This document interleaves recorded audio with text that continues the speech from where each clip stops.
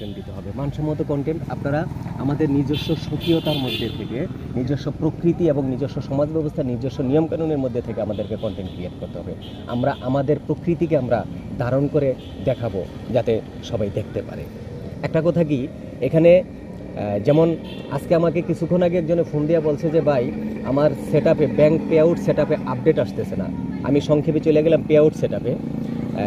আপনারা যখন এই বর্তমানে যে ঢালাওভাবে মনিটাইজেশন দিতেছে, আসলে ঢালাওভাবে দিতেছে না, যেই আইডি যেই প্রোফাইল কিংবা পেজে মনিটাইজেশন পাওয়ার যোগ্য সেগুলিতে মনিটাইজেশন দিতেছে। আপনারা যারা মনিটাইজেশন পাচ্ছেন তারা এই কন্টেন্ট মনিটাইজেশন পাচ্ছেন। এর আগে আপনারা স্টার পে আউট সেটআপ দিতে গিয়ে যারা ভুল করেছেন তাদের ভুলগুলো নিয়ে অনেকেই দ্বিধাদ্বন্দ্বে আছেন। আমাকে ফোন দিয়ে অনেকেই বলেন, অনেকে দ্বিধাদ্বন্দ্বে আছেন। আপনাদের এই দ্বন্দ্ব নিরসন করে দিচ্ছে।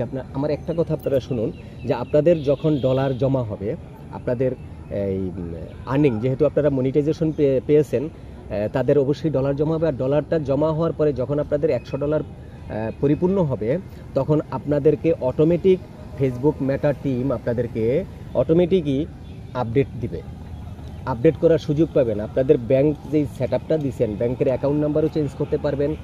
আপনি ব্যাংকের যে অ্যাকাউন্ট হোল্ডার আছে তার নাম ঠিকানাও আপনারা চেঞ্জ করতে পারবেন। যে আজকে যাকে আপনারা যেই ব্যাংক অ্যাকাউন্টটা এখানে দিয়েছেন, এটা যদি আপনারা পরিবর্তন করতে চান তাও পারবেন। এটা নিয়ে দ্বিধাদ্বন্দ্বের কোনো দরকার নেই, এটা নিয়ে দুশ্চিন্তার কোনো দরকার নেই। একটা জিনিস আপনারা খেয়াল করবেন, যাতে আপনারা ফেসবুকে কাজ করতে গিয়ে কখনো ইস্যুতে না পড়েন, কখনো মামলা না খান। ইস্যুর বাংলা হইল মামলা খাওয়া। এটাই অনেকে বুঝে না যে ভাই ইস্যু কি। ইস্যুটা হলো একটা মামলা খাওয়া। আপনি অপরাধ করলে অপরাধের সাজা ভোগ করতে হবে।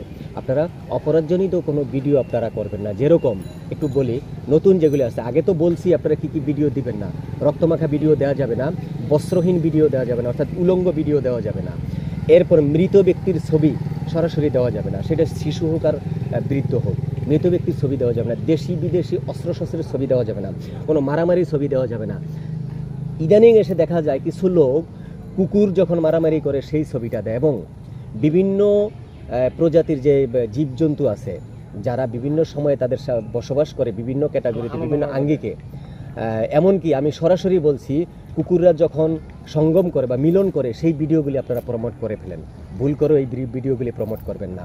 মোরগ মুরগি যারা একসাথে মানে বাড়ির আঙ্গিনায় থাকে, অনেকেই কৌতূহলবশত মোরগ মুরগির ভিডিও করে সেটাও ছেড়ে দেয়। প্লিজ আপনারা বুঝতে পেরেছেন, সেই ভিডিওগুলো আপনারা দিবেন না। দিলে নিশ্চিত আপনারা মামলা খাবেন, আর সেই মামলা থেকে অটোমেটিকভাবে কেউ রেহাই পাবেন না, সেটা সাজা ভোগ করতে হবে। দ্বিতীয় হলো, কুকুর যখন বাচ্চাদেরকে দুগ্ধ খাওয়ায়, এই দুগ্ধপানরত অবস্থায় আপনারা কুকুরের ভিডিও অনেকেই প্রমোট করেন, সেগুলোও দিবেন না। আমার কথাগুলো আশা করি বুঝতে পারছেন। বিন্দুমাত্র হলেও আপনাদের কাজে লাগবে। আর যদি ব্যাংক পে আউট সেটআপে কেউ ভুল করে থাকেন, আবারও বলছি, সেটা নিয়ে দুশ্চিন্তা করবেন না।